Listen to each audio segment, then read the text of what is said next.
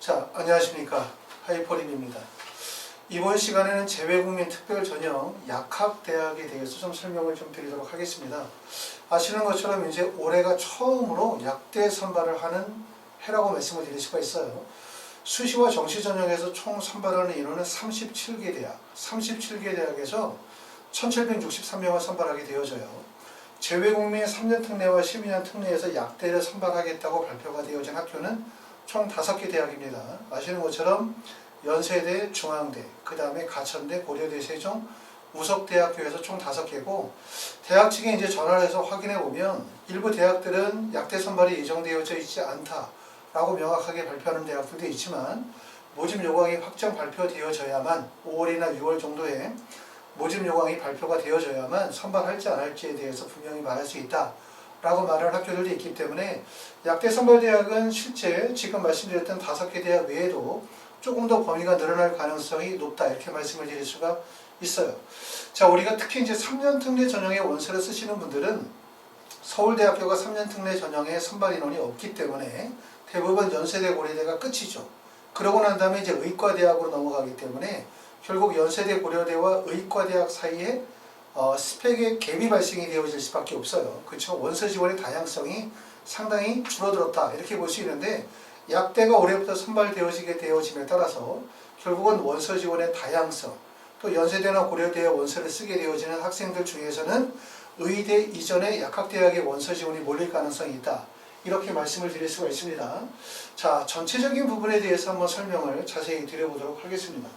2022학년도 약대 선발의 특징을 보면, 첫 번째는 2022학년도에 약대에 선발하는 대학은 5개 대학이 확정이 되어져 있는데, 연세대, 중앙대, 가천대, 고려대, 세종, 우석대에서 총 5개고, 고려대, 세종은 12년 특례 전형으로는 인원을 선발하지 않습니다. 그러니까 3년 특례 전형에서 선발하는 대학이 5개 대학교, 12년 특례 전형에서 선발하는 대학교가 4개 대학이라고 보시면 될 것 같고요.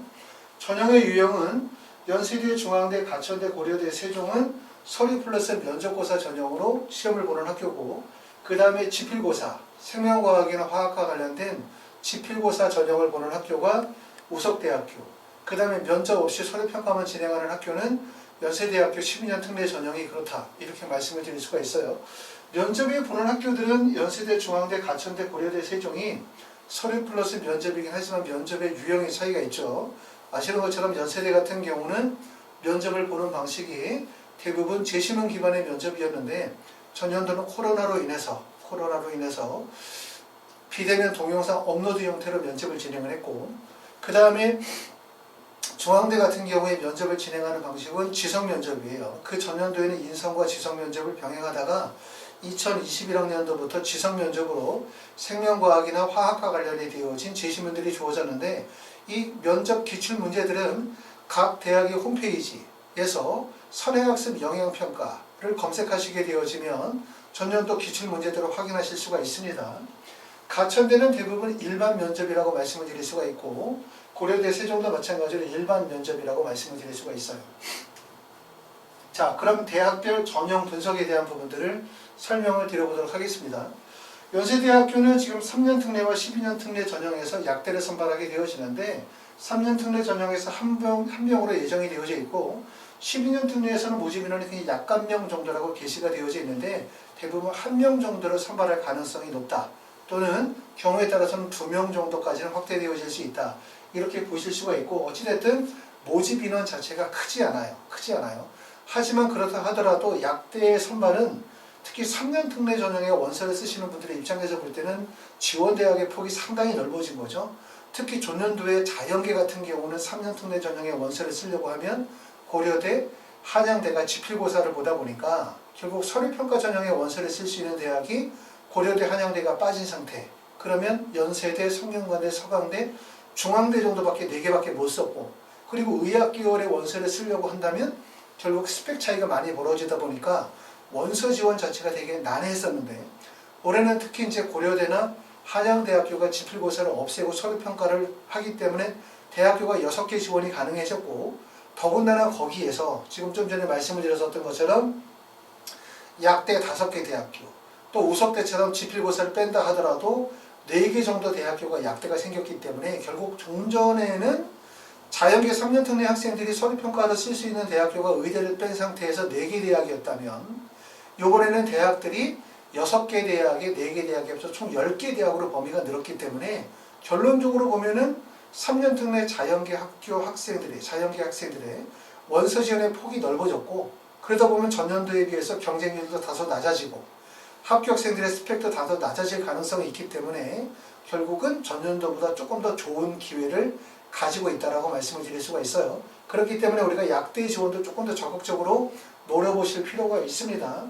연세대학교는 3년 특례 전형은 1단계 서류평가, 다음에 2단계에서 면접 40%가 반영이 되는 다단계 전형의 선발 방식이고, 12년 특례도 전형료는 다단계 전형이었는데 올해부터는 뭐로 바뀌었냐면 일괄 합산 방식으로 전형이 변경이 되어졌습니다.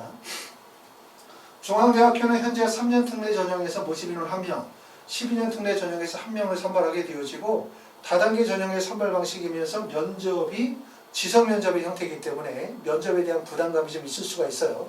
특히 이렇게 생명과학이나 화학과 관련해 되어진 면접을 진행하기 때문에 준비하실 수 있는 방법은 국내 EBS 관련이 되어진 강의를 들으면서 수업을 듣는다. 이것도 사실 범위가 너무나 넓기 때문에 효과적인 방법이라고 할 수가 없을 것 같고, 현재 본인들이 학교에서 배웠었던 내용들을 조금 더 충실하게 이해하시고, 그리고 각 대학의 기출문제를 바탕으로 해서 어떤 문제들이 예상이 되어지는지를 좀 파악하시고 그와 관련되어진 개념들을 좀 더 미리 숙지하시면 좋으실 것 같고, 그리고 또 국내로 만약에 들어오는 시점이 6월 초나 5월 말 정도에 들어오시게 되어지면 짧은 기간이라 하더라도 학원에서 이제 단기 멘트맨 1대1 수업들이 준비가 되어져 있기 때문에 그런 면접 수업들을 활용하시면 도움이 되실 것 같습니다. 자, 가천대학교도 현재 3년 특례와 12년 특례에서 모집 인원은 1명씩 예정 발표가 되어져 있고요. 전형 방식은 동일합니다. 1단계에서 약 10배수 정도, 보통 의대 같은 경우에 지원 인원이 10배수일 때 15대1 정도의 경쟁률이라고 보게 되어진다면 약대라고 해서 경쟁률이 낮아지진 않을 거예요. 대부분 처음 신설되어진 전형들은 학생들이 몰리는 경향들이 상당히 많죠. 그러다 보니까 경쟁률은 15대1 또는 20대1까지 경쟁률이 높아지긴 하겠지만, 중요한 사실은 약대에 지원하는 학생들은 의대에 지원하는 학생들보다 당연히 낮은 스펙을 가지고 있다는 점. 결국은 좋은 스펙과 우수한 성적을 가지고 있는 학생들이 의대를 쓰지 약대를 쓸 이유가 없어요. 그렇죠? 물론 그렇다고 해서 약대를 쓰는 학생들은 대부분 연대나 고대나 서강대나 한양대 정도의 원서를 쓰는 학생들 중에서 좋은 스펙을 가지고 있고 경쟁력이 있는 학생들이 쓸 가능성이 높다. 이렇게 말씀을 드릴 수가 있고, 전형의 방식들은 3년이나 12년 특례나 동일하게 면접 50%를 반영하고요. 면접 시간은 약 20분 정도, 자기소개서와 학생부를 기반으로 해서 면접을 진행하게 되어집니다. 고려대 세종은 첫 번째는 3년 특례로 선발하는 것이 확정이 되어져 있는데 선발 인원은 발표가 되어져 있지 않았어요. 대략적으로 1명이나 2명 정도 선발할 가능성이 높고, 12년 특례는 모집 인원이 없습니다. 지금까지는. 그래서 3년 특례 전형이고 서류평가 70%에 면접 30% 전형으로 선발하게 되어지고요. 면접은 2인 이상의 면접 비용이 본교 인재상에 부합하는 기본 역량과 발전 가능성 등에 대해 종합적으로 평가한다라고 하기 때문에 일반 면접이라고 보시면 될 것 같아요. 결국은 제출 서류를 기반으로 하는 인적성 평가. 그 다음에 이제 제시문이 주어질 수도 있고 제시문이 주어지지 않을 수도 있지만 어찌됐든 간접적으로 생명과학이나 화학과 관련이 되어진 지성 면접을 진행할 가능성이 높고, 특히 우리가 이제 3년 특례나 12년 특례 같은 경우는 지성 면접이라는 걸 하죠. 생명과학이나 화학과 관련된 직간접적 지식을 물어본단 말이에요. 수시 전형에서는 사실은 지성 면접을 진행하지 않아요. 생명과학이나 화학을 직접적으로 물어보는 평가를 하지 않거든요. 굳이 물어볼 이유가 없죠. 왜냐하면 국내 동일한 학생부를 바탕으로 원서를 썼기 때문에 학생부를 보게 되어지면 이 학생이 생명과학이나 화학에 대해서 어느 정도의 이해를 가지고 있는지를 다 검증할 수 있으니까. 하지만 다양한 나라에서 원서 지원을 하게 되어지는 재외국민 전형은 대학에서 학생을 직접 평가할 가치가 있고 의미가 있다고 판단되어지기 때문에 면접의 중요성이 크다라고 말씀을 드릴 수가 있어요. 우석대학교는 모집 인원이 좀 많습니다. 우석대학교는 3년 특례 전형에서 약대가 4명, 그 다음에 12년 특례에서 2명 정도 선발하게 되어지는데 모집 인원이 적죠. 우석대 같은 학교는 우리가 3년이나 12년 특례였었을 때 실제 모집 인원을 100% 선발하지 않는다. 이런 점을 아셔야 돼요. 하지만 지방에 있는 대학들도 대부분 의학 계열 쪽으로는 대부분 모집 인원을 100% 선발하기 때문에 원서를 쓸 때 이런 걱정하시는 분들이 계시죠. 우석대학교가 그렇게 높은 대학은 아니기 때문에 혹시라도 원서 지원을 했었을 때 과연 이 대학이 예정된 모집 인원 4명이나 2명을 다 선발할 것인가? 여기에 대한 의문점이 있는데 만약에 우리가 그냥 인문계나 자연계 일반 학과로 원서를 쓰게 되어진다면 학업 적합성이나 또 대학에서 실제 그런 학생들을 가르칠 수 있는 여건이 되지 못한다면 선발 인원을 미충족할 가능성도 있어요. 하지만 의대나 치대나 약대 같은 경우는 모집 인원을 거의 대부분 100% 선발한다. 이 점을 보시기 때문에 우석대의 원서 지원은 되게 좋은 기회라고 말씀을 드릴 수가 있습니다. 그리고 우리가 이제 일반적으로 이렇게 우석대, 약대 그러면 사람들이 생각할 때 대부분 다 재배공무원 전형의 원서를 쓰시는 분들은 좋은 대학, 좋은 과를 다 가고 싶어요. 물론 누구나 사람의 마음은 다 그런데 원서를 쓰실 때는 전략적인 원서 지원이 반드시 필요하거든요. 6개 대학을 다 원하는 대학에다 원서를 써. 그리고 6개 대학 다 붙어? 그 6개 대학을 다 갈 것도 아니거든요. 결과적으로 뭐냐면 꼭 합격하기를 바라는 대학이 있어야 되는 거고 그 다음에 나중을 대비해서라도 아니면 다른 선택을 위해서라도 반드시 붙여야 되는 대학이 있을 수 있기 때문에 결국은 원서 지원은 상향, 적정, 안정 지원의 원서 지원이 반드시 필요하다고 볼 수 있고 그런 의미에서 우석대학교의 모집 인원은 많다라는 점 이런 점들이 원서 지원에 상당히 유리하다고 말씀을 드릴 수가 있고 결국은 약대는 우리가 이제 이번에 올해 2022학년도에서 수시와서 정시해서 37개 대학 1763명을 선발하게 되어지는데 모든 약대가 동일한 성적일 수는 없어요. 하지만 거의 모든 대학들의 약대가 일반 대학들보다 높은 성적이 유지가 될 가능성이 높다. 다시 말하면 일반적으로 연대나 고대의 일반과보다 지방에 있는 약대의 입결이 높다는 얘기예요. 그렇기 때문에 우석대학교 약대를 꼭 적극적으로 생각해 보시라고 말씀을 드리고 싶습니다.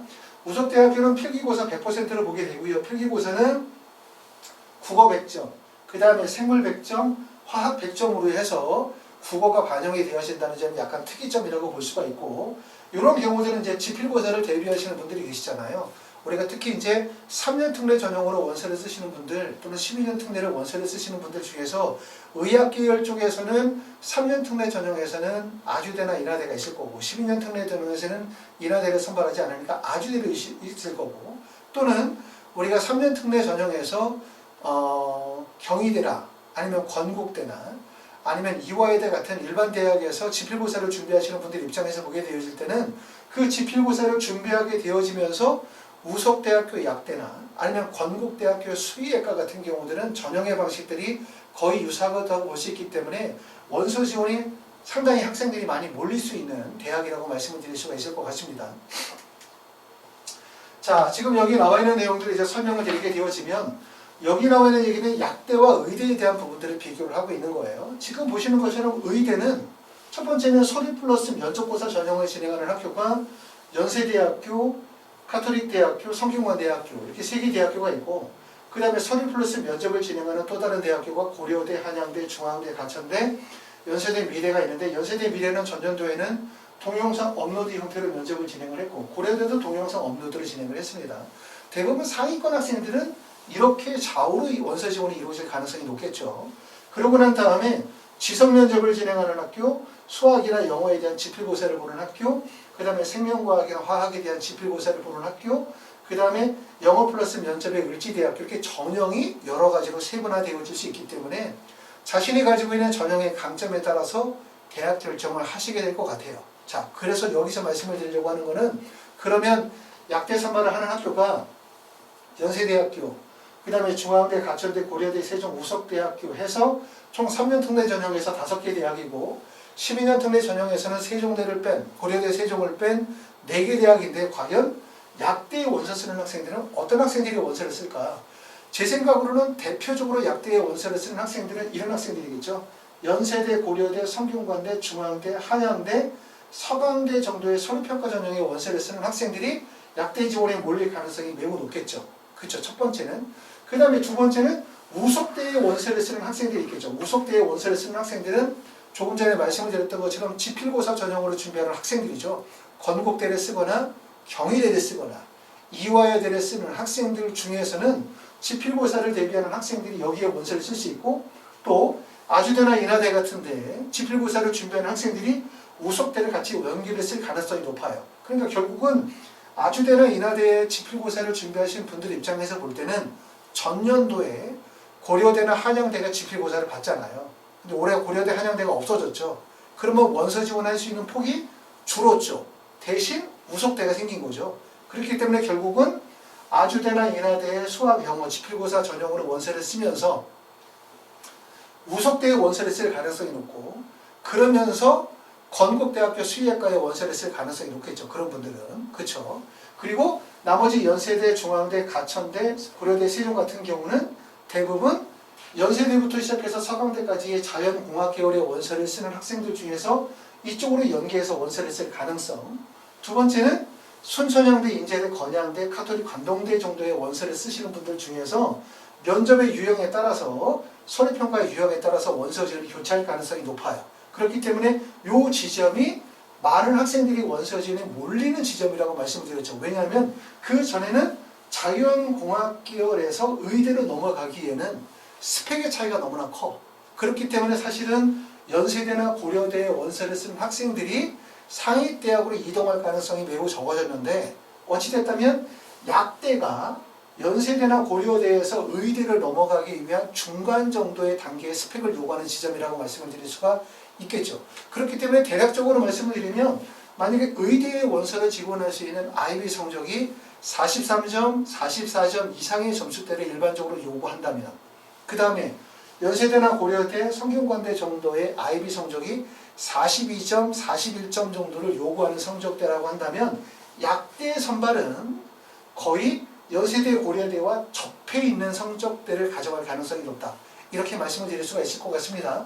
그렇기 때문에 대부분의 학생들이 서류평가 전형의 원서를 쓰시는 분들 중에서 연세대나 고려대, 성균관대, 한양대, 중앙대, 서강대의 원서를 쓰시는 분들 중에서 약대와 적합성이 있다고 판단이 되시는 분들은 적극적으로 원서를 노려보시는 것도 좋은 기회가 될 가능성이 높고요. 그리고 아주대나 인하대의 원서를 쓰시는 분들 중에서는 우석대학교의 원서를 쓰실 수 있고, 그 다음에 건국대나 경희대 또는 동국대처럼 이렇게 지필고사에 강점이 있으신 분들은 우석대학교 필기고사로 해서 약대의 지원을 노려보시는 것도 하나의 방법이 될 거라고 생각이 되어집니다.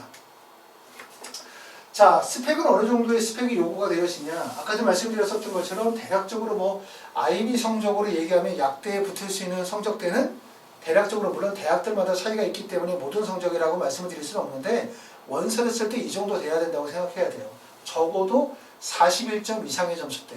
IB 성적이 40점이다 라고 한다면 그 성적은 3년 특례 전형에서는 사실 서류평가 전형의 어떤 대학에서도 합격이 확실할 수 없는 그런 성적대잖아요. 그러니까 최소한 약대의 원서를 쓰시려면 서류평가 전형의 대학들에서 원서를 썼었을 때 합격이 어느 정도 가능한 성적대가 되어야만 약대 지원이 가능하다고 보기 때문에 한 41점에서 43점 정도로 보실 수가 있고, 또 SAT 점수는 1350점에서 1550점, 최소한 1500점 이상은 되어져야 의미가 있는 점수대가 될 거고, 그 다음에 SAT2는 적어도 2개 과목이나 1개 과목 이상에서의 만점, 또는 AP 같은 거, 그 다음에 토플 공인어학 성적 같은 경우도 토플 성적은 최저 점수가 약 110점 정도의 최저 점수라고 볼 수 있고, 그리고 약대와 관련이 되어진 교내활동, 수상경력, 봉사활동과 관련이 되어진 다양성들이 만들어지게 되어진다면 가장 적합성이 있을 거라고 판단이 되어집니다. 자, 네 번째는 우리가 약대는 과연 어떤 거냐를 좀 이해시키기 위해서 우리가 PT 시험이라고 해서 약학대학 입문 자격시험 시간표를 제가 좀 보여드렸어요. 요걸 보면 약대에서 뭘 요구하는지를 아실 수가 있거든요. 시간표를 보시면 1교시, 2교시, 3교시, 4교시 총 3개 영역에 4과목 보게 되고 총 문항수는 90문항인데, 지금 보시는 것처럼 화학추론 일반화학과 유기화학이 45문항으로 결국 절반을 차지해요. 그러니까 약대는 뭐와 직결되어지냐면 결국은 화학과 직결되어진다는 사실을 꼭 알아두실 필요가 있다. 그리고 일반적으로 의대는 생명과학과 직접적이죠. 물론 의대라고 해서 생명과학만 관련이 있고 물리나 화학이나 관련성이 없다 이렇게 말할 수는 없는데, 주로 고등학교 교과과정에서는 의대는 대부분 생명과학이라고 보시면 되고요. 그 다음에 약대는 화학과의 연결성이 매우 크다라고 볼 수 있어요. 그렇기 때문에 내가 만약에 약대를 가려고 한다면 화학과 관련이 되어진, 내가 선택한 교과목이 화학과 관련된 교과목이 있어야 할 거고, 그리고 그 교과목들 중에서 학업적 우수성이 드러나는 교과목이 화학 교과목이 되겠죠. 그리고 동아리 활동도 이런 관련된 생명과학이나 화학과 관련된 동아리 활동이라면 결국 약대의 원서를 쓰기에 조금 더 적합하다라고 볼 수 있고, 그렇기 때문에 내가 만약에 현재 9학년이거나 10학년이신 분들 중에서 약대의 진로를 희망하시는 분들이라면 이런 방향으로 재학하시면 되고요. 자, 약대는 제약학과와 약학과가 있어요. 이거 이제 서울대학교에 가면 학과 소개에 대한 내용들을 제가 발췌해서 읽어드리게 되는데 이 내용도 꼭 참고해서 보시고, 그럼 이 내용을 기반으로 해서 앞으로 진로 방향성을 정하시면 되거든요. 내용을 보면 제약학과는 신약 개발, 의약품의 원료 및 자원의 개발 및 의약품의 제조에 관한 이론과 기술을 개발할 수 있는 전문인이나 또는 제약학과에서는 신약품의 개발과 개발정보 관리, 그 다음에 원료, 의약품 및 신약 후보 물질의 합성, 천연물이나 그 다음에 유전공학의 활용을 통한 신약 후보 물질의 탐색, 의약품 체제 개발, 제약 공정 관리 및 의약품 품질 관리 등에 필요한 교육을 실시한다 라고 하는 게 제약학과의 특징이고요. 반대로 약학과는 인류의 질병을 예방 또는 치료하기 위하여 의약품 활용에 필요한 전문인을 양성하는 것을 목적으로 한다. 약학과에서는 의약품 및 생리, 활성, 물질의 생체 내의 작용, 약효와 약리 조제, 그 다음에 복약 지도, 병양, 병원, 약학 및 환경과 건강 등에 대한 교육을 실시하는 것인데, 대부분의 우리가 이제 약대를 원서를 쓰게 되어질 때는 이렇게 제약학과와 약학과가 구분되어져 있지 않아요. 그렇죠? 제약학과와 약학과를 구분해서 선발하는 대학은 수시 전형에서도 약 2개 정도 대학밖에 없고, 나머지 모든 대학은 그냥 약학대학에 입학을 하고 난 다음에 대학교 2학년 과정에서 약학과 제약학과로 구분해서 가는 과정이기 때문에 우리가 대학교에 원서를 쓰게 되어질 때 제약이나 약학 둘 중에 하나 분야를 정해서 갈 필요는 없어요. 하지만 이런 2개 분야로 나눠진다라는 점, 역할의 차이가 있다라는 점에 대해서는 아실 필요가 있다라는 뜻에서 말씀을 드립니다. 5번째는 주로 그러면 우리가 이제 자기소개서를 쓰게 되어질 텐데, 특히 이제 특례 전형의 자소서는 매우 중요해요. 더군다나 이제 코로나로 인해서 해외에서 봉사활동하는 경우도 매우 어려워졌기 때문에 활동의 범위나 역량도 많이 좁아졌죠. 그러다 보니까 특히 면접 같은 경우도 대면 면접이 아니라 비대면 면접이나 동영상 면접을 진행한다라고 한다면 결국은 1단계 서류평가가 합격에 있어서 제일 중요하다고 말씀을 드릴 수가 있고, 그렇기 때문에 대학에 제출하게 되어지는 자기소개서, 또 자기소개서가 없는 고려대 같은 경우는 기타 활동 증빙서를 어떻게 작성하느냐, 이 부분이 매우 중요하다고 말씀을 드릴 수가 있습니다. 약대에 원서 쓰는 학생들은 주로 자기소개서에서 어떤 내용을 중점적으로 잡아줄 것이냐. 하이퍼리뷰 홈페이지에 가시게 되어지면 합격생들의 자기소개서가 있습니다. 그렇기 때문에 아마 약대를 가시려고 하시는 분들은 전년도에 약학전문대학에 다니시는 분들이 대학 입학에 썼던 자소서를 참고해서 보시거나, 아니면 생명과학이나 화학과 관련된 자소서의 내용을 좀 참고해서 보시면 본인들이 자소서를 쓰시는 데 좀 도움이 되실 수 있을 것 같습니다. 자, 내용을 읽어보면 사람들이 약의 효능을 잘 몰라서 위험한 상황에 놓이는 경우가 많다. 이와 같은 상황을 막기 위해 사람들의 생명과 건강에 필요한 정보를 주는 약사가 되고 싶다 라고 이야기하는 분.